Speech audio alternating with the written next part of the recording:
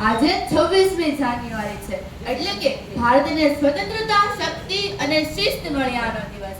અહીં ઉપસ્થિત ભવિષ્યના ભારતની બૌદ્ધિક સંપદા અને યુવાનોની જીવંત તાકાત સમા મારા મિત્રો, આજે આપણું ભારત આત્મનિર્ભર બની રહ્યું છે. ગઈકાલે આપણું ભારત બીજા દેશો પાસેથી વેક્સિન માંગતું હતું, પરંતુ આજે આજ ભારત દુનિયાભરના દેશોને વેક્સિન આપી રહ્યું છે.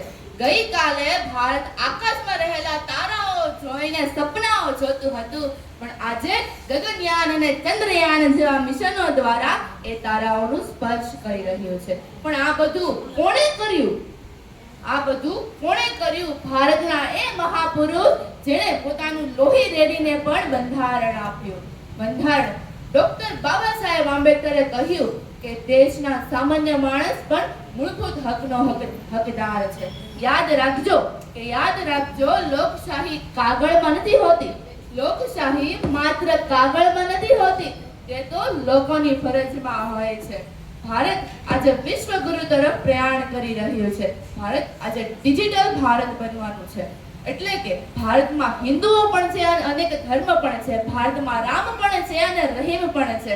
ભારતમાં આઈટી થી લઈ સ્ટેટ સુધી અને સ્પેસ થી લઈ સ્ટાર્ટઅપ થી લઈ સ્પેસ સુધી ભારતના દીકરા દીકરીઓ દુનિયાભરના દેશોમાં રાજ કરી રહ્યા છે. છેલ્લે બસ એટલું કહીશ, મુझे तन नहीं चाहिए, मुझे मन नहीं चाहिए, बस ये मन से भरा ये वतन चाहिए. मुझे मन से भरा ये वतन चाहिए.